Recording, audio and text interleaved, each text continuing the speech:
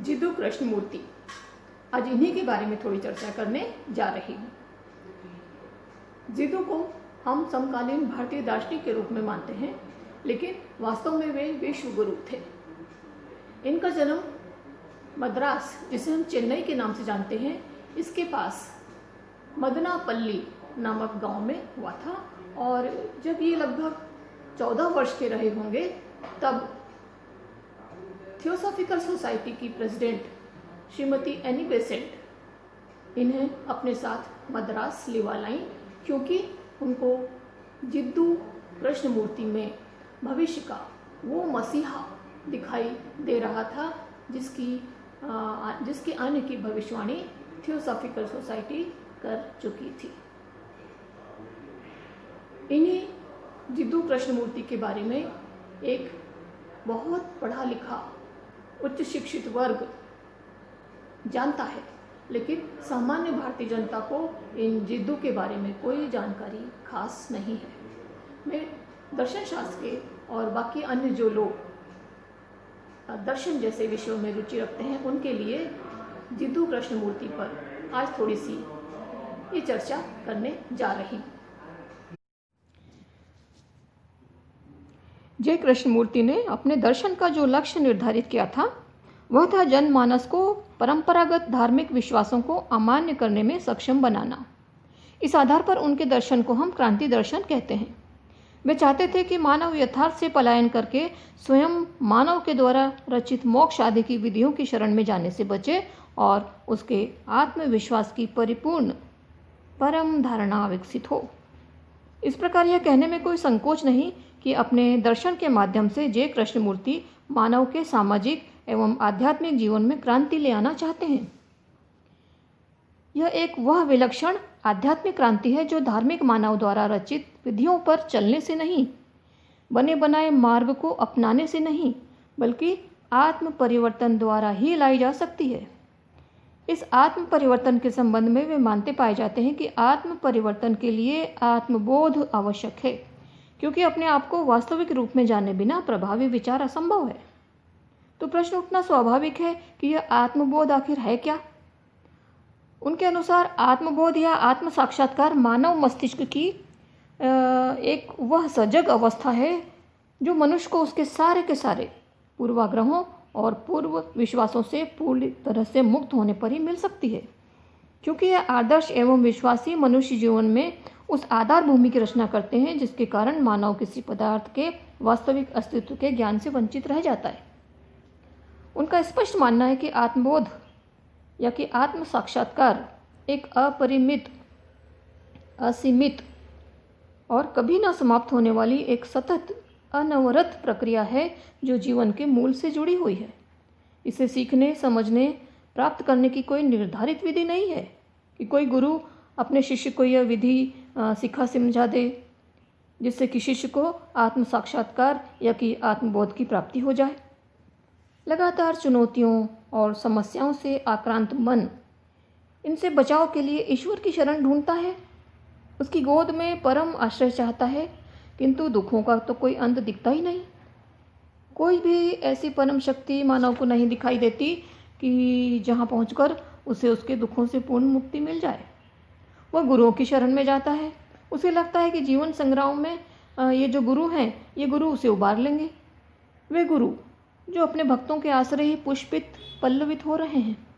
ये बड़े दुख की बात है कि हम सभी में से कोई भी मानव कुछ नया सोचने को ही तैयार नहीं। सब बने बनाए, पूर्व स्थापित, पूर्व निर्धारित मार्ग से आसानी से मुक्ति पाना चाहते हैं। यही कारण है कि धर्म हो कि अपना स्वयं का मोक्ष भी क्यों न हो, मनुष्य अपने स्वयं की अनुभूतियों का सहारा न लेकर अन्य संत गणों और योगियों, गुरुओं आदि की अनुभूतियों और विचारों की पुनरावृत्ति मात्र करता हुआ लकीर का फकीर बनकर रह गया है। मानव अपने समस्त प्रश्नों और चुनौतियों के उत्तर की तलाश अपने से परे, अपने से बाहर, किसी के सहारे में और अंततः ईश्वर जैसे सर्वशक्तिमान के रूप में एक अतीन्द्रिय अलौकिक सत्ता में तलाशने का प्रयास करता है, किंतु पाता तो नहीं। अपने से परे ही सत्य को तलाशने की ये जो अज्ञानता है, ये गुरुओं के कद बढ़ाने वाली है। अपनी इसी विवशता के चलते आज मठों और मंदिरों में भीड़ है। वहाँ मानव को भारी चढ़ावे दे करके, भारी भरकम चढ़ावे चढ़ा करके प्रसाद मिलता है, किंतु दुखों से मुक्ति नहीं मिलती। मानव की इसी मानसिक विवशता के कारण धार्मिक स्वतंत्रता के नाम पर उसने परतंत्रता की बेड़ियां स्वयं ही पहन रखी हैं। कारागारों को उसने मंदिर समझ लिया है। कृष्णमूर्ति स्पष्ट करते हैं कि जो भी मानव अपने जीवन में क्रांति के इच्छुक हैं, सबसे पहले तो उन्हें यही समझना होगा कि बंधा हुआ आदमी कभी भी क्रांति नहीं कर सकता। यद्यपि आज मानव के हाथों में जंजीरें दिखती नहीं हैं, पैरों में बेड़ियां दिखती नहीं हैं, फिर भी मानव की आत्मा पर अनेक बंधन हैं। वे अदृश्य बंधन हैं सिद्धांतों, शास्त्रों व गुणों के। यह मानव इतिहास की बड़ी अजीब सी विशेषता है कि यहाँ जो भी मुक्ति का संदेश लेकर आया, मानव ने उसे ही अपना कारागार बना दिया। जितने भी मुक्ति संदेश इस जगत में आए, उतने ही प्रकारों की जंजीरें बनाते गए। यदि आज मनुष्य को मुक्त होना है तो उसे अपने चित्त व आत्मा पर पड़ी इन परंपराओं की सभी जंजीरों को तोड़ फेंकने का साहस जुटाना ही होगा। लेकिन ऐसा करने से घबराने वाला मानव तो महापुरुषों की शरण में जा बैठता है। अवश्य ही महापुरुषों की यही आकांक्षा रहती आई है कि मानव बंधनों में ना फंसने पाए, किंतु विडंबना तो देखिए कि वे महापुरुष स्वयं तो मुक्त हो जाते हैं, किंतु हम मानव उसी महापुरुष से बंध करके मुक्ति का राग अलापते रह जाते हैं। वे महापुरुष मानव खूंटे हैं और मानव है गायें जो उन खूंटों से बंधी हुई हैं। कृष्णमूर्ति स्वयं कहते हैं कि जो व्यक्ति किसी से बंधा नहीं है, उसकी आत्मा मुक्त विचरण करती है। ऐसा ही मनुष्य सत्य, परमात्मा, मोक्ष या निर्वाण को समझने और पाने में सक्षम है। वे दृढ़तापूर्वक मानते हैं कि यह मोक्ष या निर्वाण इसी लोक में है, किसी अन्य लोक में नहीं।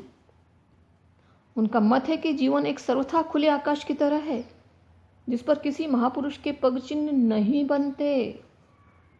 सिद्धांतों की मोमबत्ती जलाए बैठे मानव सत्य के अनंत विराट प्रकाश से वंचित हो जाते हैं। मुक्ति या मोक्ष एक अनंत आनंद है, जिसकी तलाश में अपना सारा जीवन मिथ्या धारणाओं में, उसे अपरिचित, अदृश्य, अनदेखे संसार में मौजूद मानकर उसकी प्रवंचना में हम इस मूल्यवान जीवन की आहुति दे देते हैं, और यही हमारी दुखपूर्ण विडंबना है। वे मानते हैं कि मानवीय समस्याएं जटिल हैं, अत्यंत जटिल हैं। ये अत्यंत जरूरी है कि मानव के रूप में हम उन समस्याओं को जाने समझें। जब मानव में अपनी समस्याओं को खुद जानने समझने की समझ उत्पन्न हो जाएगी, तो इस समझ से स्वतः ही उसकी सांसारिक समस्याओं का समाधान निकलेगा, और साथ ही साथ उसकी जो आध्यात्मिक समस्याएं हैं उनका भी वो समाधान निकाल पाएगा। तब मनुष्य को कोई धार्मिक या राजनीतिक मसीहा बरगला नहीं सकता। ऐसे आत्मनिर्भर मनुष्य को अपना आत्मलाभ स्वयं से ही उपलब्ध होगा। कोई भी नेता, गुरु, मसीहा इस आत्मबोध की कुंजी हमें नहीं दे सकता। अब वे कहते हैं कि सद्व्यवहार ही धर्म है। अतः मानव गुरु के, मसीहा यह महापुरुषों के सद्व्यवहार के प्रति आकर्षित अवश्य होता है, किंतु अपना लक्ष्य तो मानव को स्वयं ही हासिल करना होगा। सद्व्यवहारी गुरु कितना ही महान क्यों न हो, शिष्य को अपने लिए स्वयं सद्व्यवहार को अपनाना ही होगा। सद्व्यवहार को धर्म का दर्जा देकर उन्होंने धर्म की वो सहज सरल व्याख्या कर दी जो आज तक बिरला ही कोई कर पाया होगा। वास्तव में वे मानते हैं कि समस्त धार्मिक संप्रदाय और मतवाद वे खूंटे हैं जिनसे बंधकर मानव कूप मंडूक हो जाता है। उसकी बुद्धि सीमित हो जाती है। उस सीमित दायरे में सीमित बुद्धि से भला कौन, कैसे और क्यों कर ईश्वर को पा सकता है? उस ईश्वर को जिसका विस्तार अनंत है, जो विराट है, जो परम आत्मा है, जो परम ज्ञान है। संप्रदाय, मतवाद आदि के घेरे में घूम घूम कर उसे पाने के प्रयास करना कोल्हू के बेल की यात्रा की ही तरह है। वे मानते हैं कि जब तक हम ईश्वर को स्वयं के बाहर एक वस्तु की तरह देखते रहते हैं, तब तक वह हमसे पृथक रहता है। जब हम स्वयं में सामर्थ्य, चारित्रिक बल और साहस ले आते हैं, तो ही हम विभाजक रेखा को तोड़ पाते हैं। तभी उससे हमारी पृथकता समाप्त हो सकती है। निर्मल बुद्धि से, सारे खूंटों से बंधनों से मुक्त होकर हम उसे पा सकते हैं, उसी ईश्वर को जो हमारे भीतर ही है। हम स्वयं के भीतर ही पा सकते हैं, कहीं बाहर वो हमें नहीं मिलेगा। उसे जानने के बाद किसी अतिरिक्त अवांछित उत्तेजना या अतिशयोक्तिपूर्ण वर्णन की कोई आवश्यकता नहीं है। सत्य कोई प्रचार की वस्तु नहीं है। वे विचारों को सीमाबद्ध करने के पक्ष में नहीं थे। कौन है जो समुद्र के जल को बांध सकता है? हवा को आप बांध सकते हैं, उसे प्रदूषित कर सकते हैं, किंतु जो हवा सबके लिए है उसे आपका नियंत्रण मंजूर नहीं। आप उसे नियंत्रित नहीं कर सकते। मानव के परिवेश संबंधी संकट, बड़ी जाति गरीबी, भूख, हिंसा ने उन्हें मानव स्थिति की वास्तविकता का साक्षात्कार करने की ओर प्रेरित किया। इसके लिए वे मूर्त और निम्नतम की ओर से आगे बढ़ते हैं, न कि उच्चतम तथा अमूर्त से। नीचे से चलकर ही ऊपर पहुंचा जा सकता है। सापेक्ष से ही निरपेक्ष को पाया जा सकता है। यथार्थ के रूखे सूखे धरातल से आरंभ करके वे अभिजात्य विशिष्ट संस्कृतियों के तटबंधों को तोड़ते हुए नव मूल्यों की स्थापना करते हैं, जो एक नव सभ्यता तथा नव समाज के सृजन के वाहक कहे जाने योग्य हैं। इसलिए उनके दर्शन को क्रांति दर्शन की संज्ञा देना अतिशयोक्ति बिल्कुल भी नहीं है। उनका दर्शन वास्तव में एक विलक्षण दर्शन है और इसके बारे में थोड़ा बहुत हम सबको जानना चाहिए। उन्हें कि जो दर्शन में रुचि रखते हैं, और उन्हें भी कि जिन्होंने आज तक दर्शन नहीं पढ़ा है। तो आज इतना ही।